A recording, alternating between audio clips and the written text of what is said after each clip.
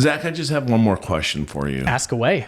Did you say that you weren't there the night of the burglary because the report was that your car was there?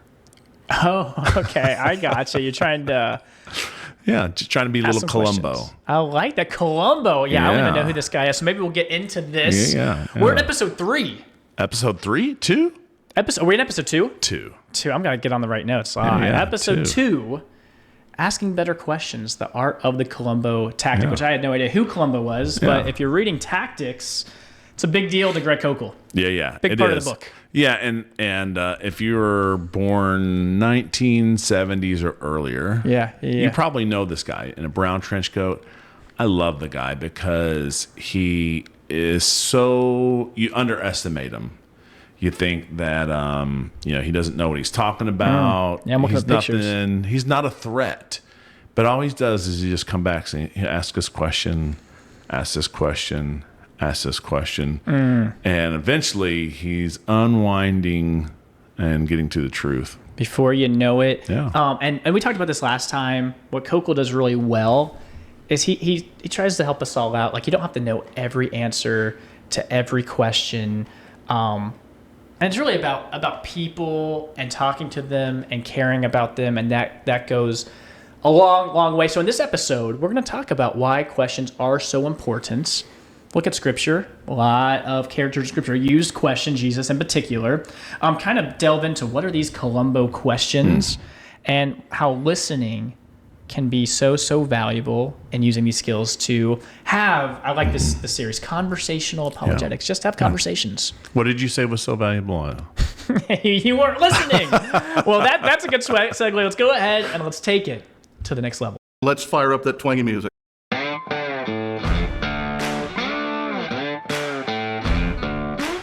From the heart of the Low Country in South Carolina, it's the Take 2 podcast, where we take theology to the next level. I like this. Here's an illustration for you, Michael. Say, and I've heard this. Say you talk to someone on social media, say a coworker comes up to you, and you might hear this: Christianity is terrible. It's caused more harm than good. Because I've heard this kind of thing. Yeah. Well, what you want to do is you want to start immediately defending. Like, yes. No, you're wrong, and you start like saying, this was good, this is good. Don't you know what we did? This and this and this. Absolutely, and you could even be jumping down to something that's not even on their radar. Yeah. They're not thinking about that. They probably got something maybe but maybe they have nothing on their mind. And if they do, maybe it's something very specific. Maybe they think that they've got some friends that are actually hypocrites. Maybe they were in the church, in quotes, and they've been hurt by the church, and they feel that harm on a personal level. Maybe there's been this documentary on Christian nationalism, how terrible it is, and they're like, wow, look at how terrible this is, or colonialism. We hear about this kind of stuff a lot. Or probably what happens a lot is they heard it somewhere, and they're just repeating the slogan or catchphrase, and they haven't really done the work themselves. Yeah, I have found that a lot, and someone could accuse us of that, and it really goes down to the reasons why you say what you say. So someone could disagree with us, but I think we can bring some good reasons to why. But I find a lot in conversation, people are just repeating what they heard on Twitter or TikTok, without doing any other research. Yeah, and if you think about your life, listener, my life, it's we all kind of do the same thing to some level. Hopefully you have foundational things, but there's probably something in your life you don't know everything super well. And maybe we're even, last podcast doing a little talking about soccer. I don't watch a lot of soccer. It's you kind of say these things I know this player kind of, but it's I'm not keeping up on the day to day. And everyone's in there somewhere. And I like, Greg Koukl makes this point that, you can lose a conversation right away by answering a question that wasn't even asked, you know? Because now you're causing confusion, delay, you're opening up another topic, you're just talking past each other. And so a good thing is to just ask them, what do you mean by that? Dude, that is so good. And the way we're trying to structure these episodes around conversational apologetics is we're not doing a book report on tactics. I hope you have this book or are listening and reading along, and we're discussing some of the main ideas. And kind of as we get into these Columbo questions, maybe we can start with a little bit of scriptural basis and build out to everything. And we'll start with, if anyone knows one person in the Bible, probably have heard Goliath. of Jesus. Goliath? Oh, okay. Jesus. And Jesus did this really well, asking questions. And he did this because you can get to the heart of the matter. It reveals the heart. It exposes assumptions. It invites you to think about the claim you just made. What's going on behind that question? Probably underrated. It kind of slows you down because you're probably already, if someone says that, they're already like anticipating the rebuttal. You ready for the smackdown, right? That's right. And then if you ask them that, they have to, sometimes just talking it out, you kind of talk the conclusion out loud or some of these foundational things, and you kind of lead yourself. Another one of his tactics, kind of getting to the conclusion out loud. Maybe doesn't sound as good as you thought it would or something like that. That's good. Do we have any examples of Jesus asking questions? Oh, I'm glad you asked. Matthew 16, Jesus says, who do people say that I am, that the Son of Man is? And they'll give their different David, answer. Elisha, prophet. And then he drills down. He's like, but who do you say? I mean, that's like that is a good tactic. You're kind of throwing it out there wide and then getting down to personally, who do you say that I am? And with all these questions, it's not like Jesus had no idea what the right answer was. He wasn't like trying to learn, but the disciples thinking through this and verbalizing it out loud, but really shows totally what they're thinking. Yeah, that's good. Another example from Luke 10, a lawyer asks, "What must I do to inherit eternal life?" Because how would I feel like a lot of us would just Boom, answer I got an answer. Yes, right. It's not. Well, we don't answer the same way Jesus would. Jesus is like, well, how do you see it? What's written in the law? And then he asks, which one of these proved to be your neighbor? Because out of this, he's going to give the parable of the Good Samaritan. And so throughout this, he's asking questions. What's written in the law? How do you read it? Yeah. What's a neighbor? Who proved to be the neighbor? And he's really pulling this so that the lawyer can really come to the conclusions himself. So Jesus isn't really putting anything out there. Yeah. He's letting the guy come to the right conclusions on his own. It's like if you were writing like Witnessing 101, and Ray Comfort, this is a little bit with the way the master, and he's using scripture, but even Ray Comfort's way isn't precisely like John 4 and just like asking random questions. Not random. Right. Presumably, it might seem random. It's not random, but in John 4, he's having like this patient, curious conversation, talking about physical water, and he's got a way that he's moving. He's creating this relationship. He's not avoiding the gospel, but he's making his way through there because the other side of it is how many, we've talked about this, evangelists are like, say this prayer right now, you got saved. And we haven't exposed we're not getting anywhere. We're just like verbalizing something. And it really gets to the root of this episode, and really this whole series. Questions are just so powerful. Yeah, and who doesn't love to be asked questions? That's right. If you would ask me questions about what I think, I'm happy to tell you because I just want to share the more and more. And so when you are asking those questions, it lowers their defenses because they're ready to share.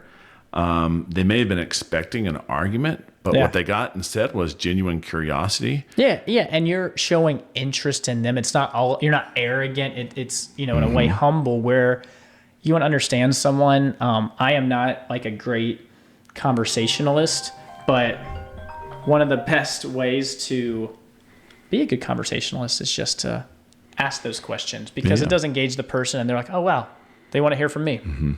When you're asking those questions, we all have some assumptions. And a lot of times when we go to answer a question, we have filled in a lot of the unspoken things with our assumptions.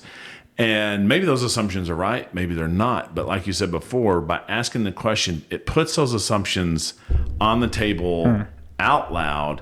And so if your person you're talking with starts to kind of squirm around, it's a lot harder for them to take back something they've already said. Whereas if you assume something, even if it was right at the moment, they can say, "Oh, well, that's not what I meant." Yeah, but it gets the assumptions out on the table. That's right. In the same vein, you can expose inconsistencies a little better, and you do it in a way that's not really threatening. You're just like asking them, and maybe they start stumbling on their words, and they're like, "Okay, that doesn't make sense as much." But if there is an obvious inconsistency, they'll uncover that kind of right on the spot. going back to your opening example of someone saying, Christianity has caused so much harm. If you start defending Christianity, now you've taken up the burden of proof, proving that Christianity hasn't done harm. But instead, they've made the claim. Let them provide the proof that Christianity has done harm. You first want to say, like, what do you mean by that? What kind of harm have we done? And how did you come to that conclusion? Like, you help them. All you're doing is asking questions. You're drawing that person out, but you're helping them to defend the claim that they made instead of you taking the burden, which you don't have to take. Yeah, and lastly, it kind of keeps you guys on the same page. You know exactly what they're talking about because you can assume things. And you might be like, oh, that, one day in seminary, I remember talking about that. And they're just like thinking about something totally cultural. Maybe it's Buddhism. And they're just like, I just want to meditate more. And you're like going through all the tenets and pillars. And it's like, okay, you're not on the same page at all. Yeah, that's good. So Columbo Tactic. Talk to me about this.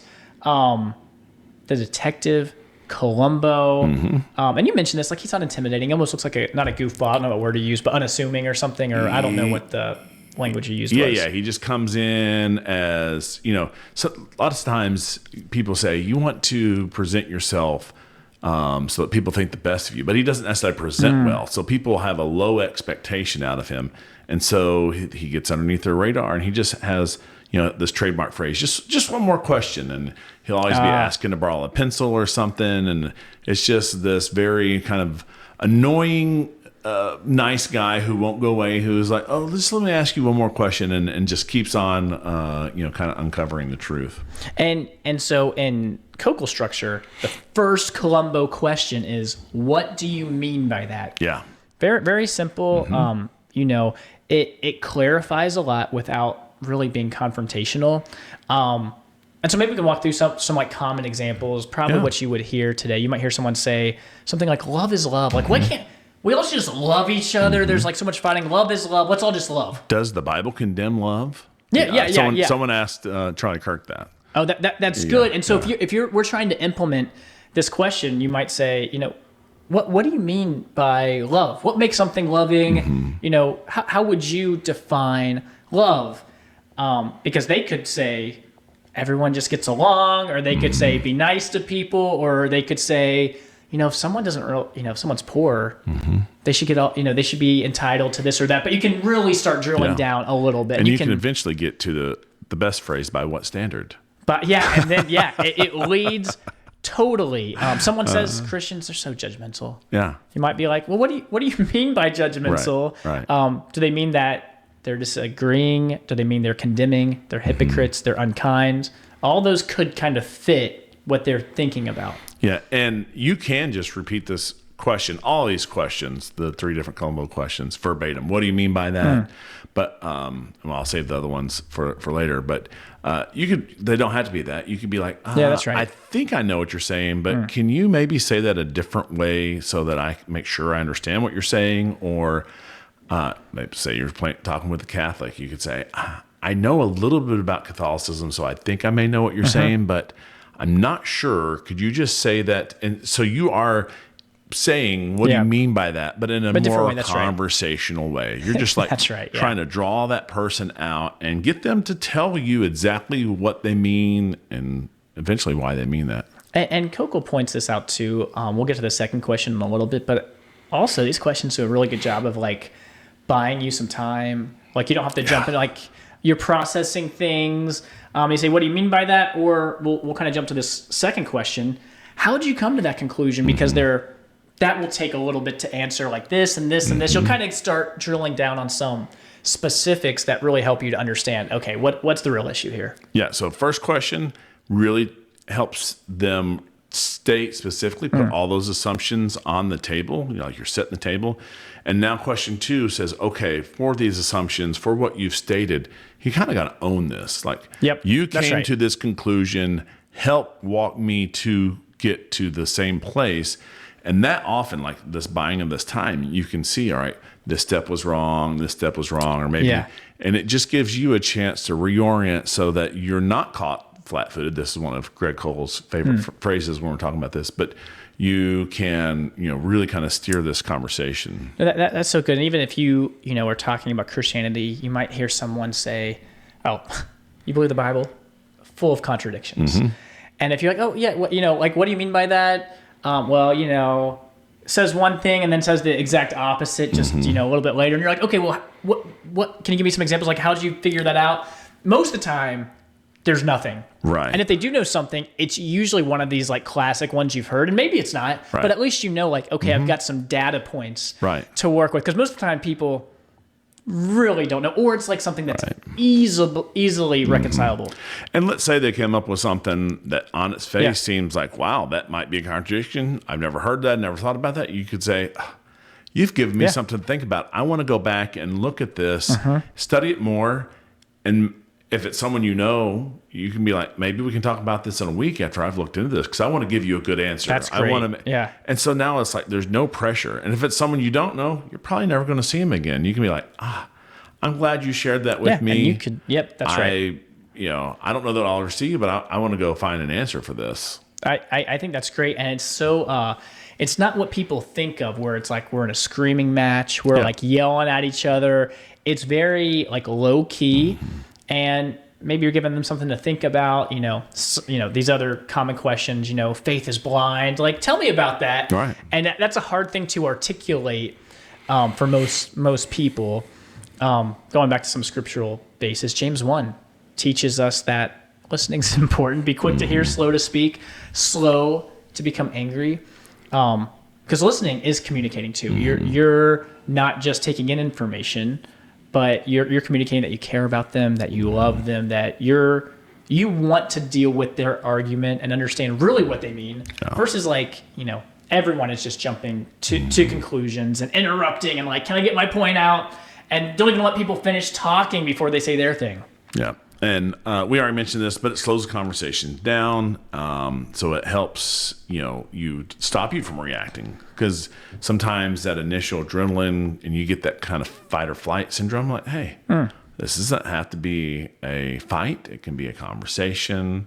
I just want to draw this person out. Yeah, that's right. I can love this person who's made in the image of God, even if we end up walking away disagreeing on things, by showing them the love of God, taking them as a person seriously and their thoughts seriously, even if I disagree with them. That's right.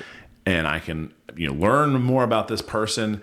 If I don't change their mind, I have been, a good ambassador. Man, that's so great. We've talked about a lot of examples. Here's one you hear a lot, like follow your heart. To what your heart tells you.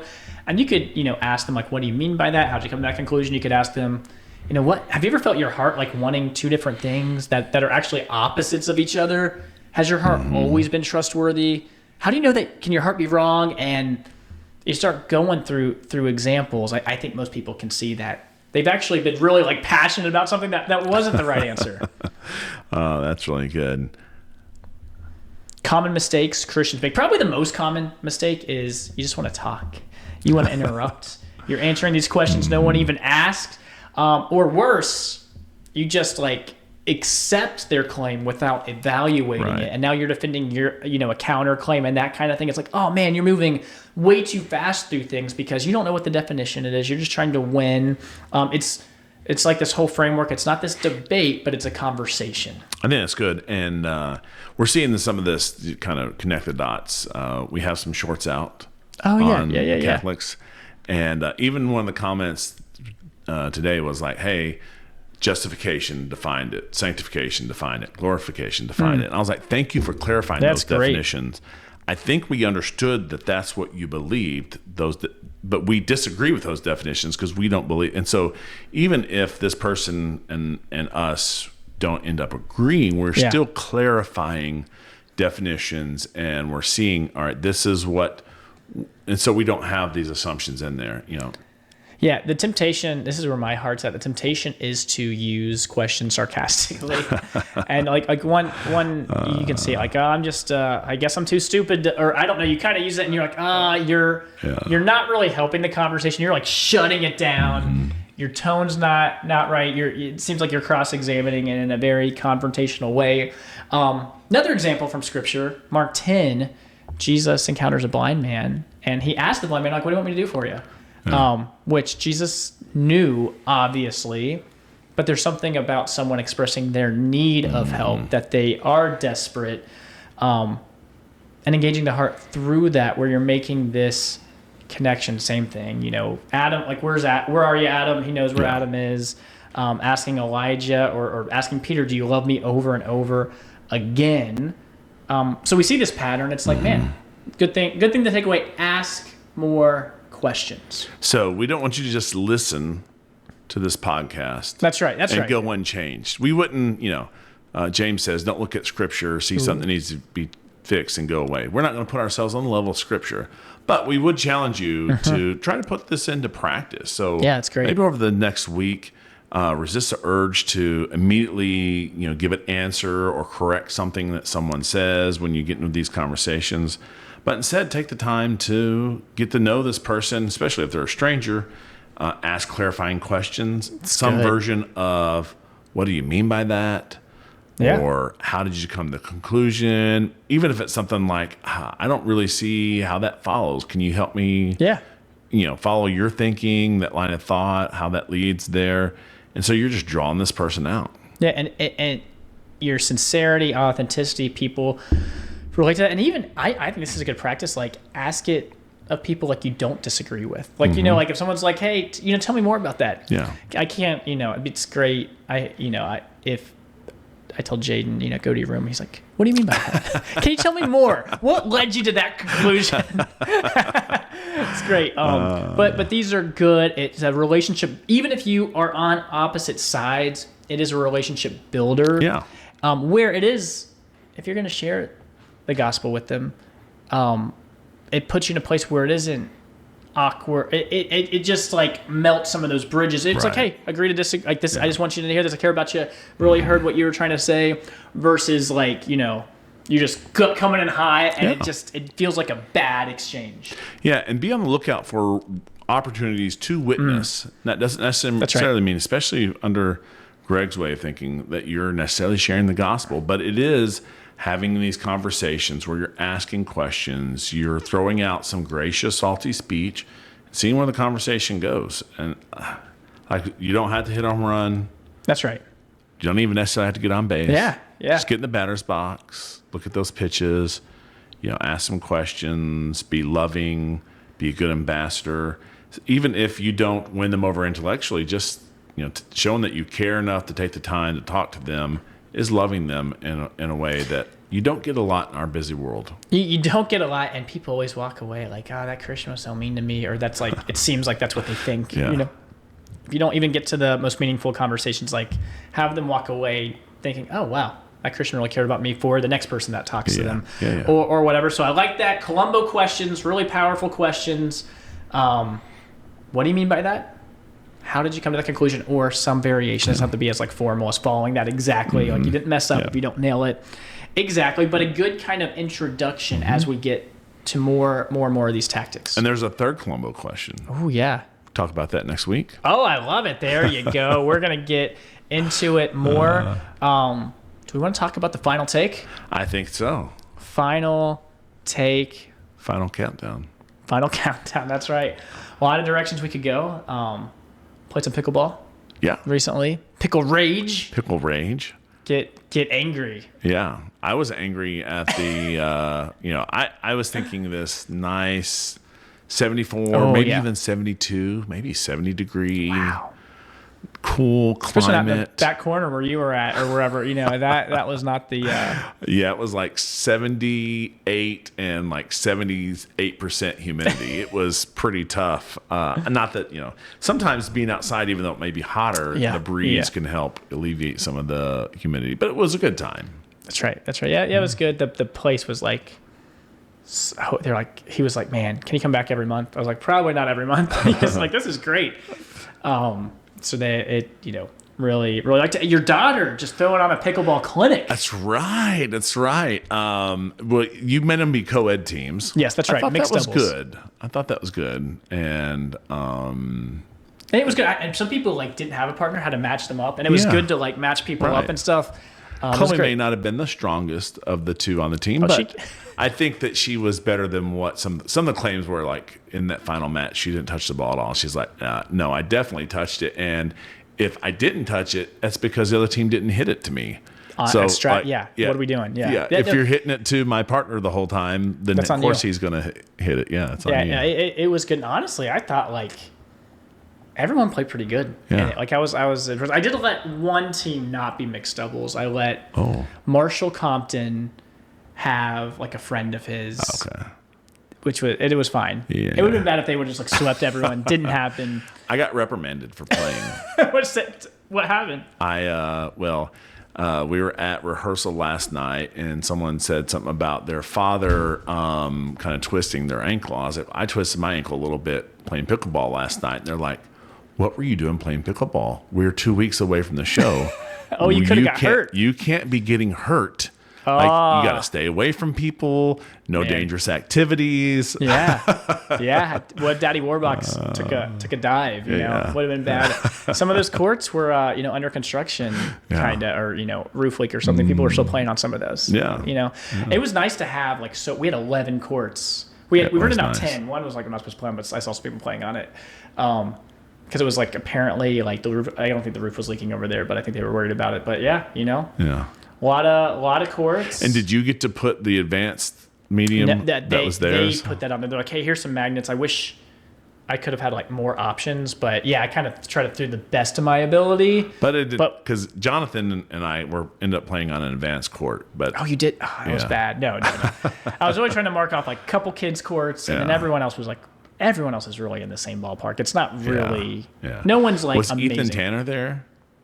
No, he wasn't. Yeah. So so everyone else is basically the same. Yeah, we reserved a court for the Tanners, with just his amazing pickleball skills. He's pretty good. It was good time. I'm curious what your daughter said that her and Truck their agreement was like that they had to buy a joint gift. Like there's no like halving this gift card. Yeah, I heard her talking about like getting something, but I don't remember what. Maybe like some type of set of like those inflatable costumes or something. Oh, that's funny. I don't know. I don't know what they're coming up with. So. The kids these days, you never know what's going to happen. Yeah. But good, no injuries. Jonathan White, not injured during it. I don't know if he did it, but he was, he's managed some injuries there. Yeah, he's got some. I think basically what we might call a tennis elbow in his right arm from lifting. Did it impact his gameplay? Could you tell? He would serve right-handed, but then go play left-handed. Yeah. Wow. We're kind of talking about Princess Bride, where the guys are throwing the sword from their left hand to the right hand. Why are you smiling? Because I know something you don't know. I'm not really left-handed, and he throws it to his right hand. Kenya did say. Do you know that reference? Have you seen Princess Bride? I'm familiar with Princess Bride. Like I think I don't know if I've seen it all the way through before, but I've seen like bits and pieces. Like I'm familiar with the cultural reference. I hadn't seen it before. I was a youth group leader here at CBC, and everyone was like, "Yeah, it's a great movie. You should watch it as a youth group." And we had I won't name any names, but an elder who was a missionary who was on furlough. Okay. So if you're familiar with our church, you know who I'm talking about. But they're very, very conservative. And his son was in the youth group at the time. And we were just watching it. And like I'd never seen it. And it's not like the worst thing, but the word, he calls someone a bitch. And that's on there. And I'm like, I did this. I'm sorry, Andrew. I've heard about your views on cursing before. I'm surprised you didn't just, yell it out. But yeah, you never. That's how movies get you, though. Right. Movies, you're like, great movie, and then you're like, I forgot about the one part. Right. Not that that's the end of the world. That's right. But if you're like trying to find something that's squeaky clean, it's like, this is that'll get you. Princess Bride, good references, pickleball. You're about to say Kenya did say, and I interrupted you. She did say her and Emerson almost beat you and Jonathan or something like that. She was like upset that they didn't. Well, what? Yeah, I could honestly leave it at that. No. We want to hear more. I want to hear more. We were playing, and I was just. Oh, you weren't even trying. You were taking it easy on her. I hope she's listening to this. Yeah, that's the good thing. She's probably not. But I was like, okay, we're kind of tied. They came up. we just got to turn it on. And I just started like putting some more top spin on that ball and pulled away easily. Wow. Yeah. Man. Yeah. Kenya, we want a rebuttal. We'll have to have her on, get her take. Maybe she sees things differently. Ask her what she meant by that and how she came to that conclusion. I love a great way to bring it full circle. We'll wrap it up. That's our take. Thanks for listening to Take Two. Find us wherever you find podcasts and on YouTube for those who want to watch our videocast.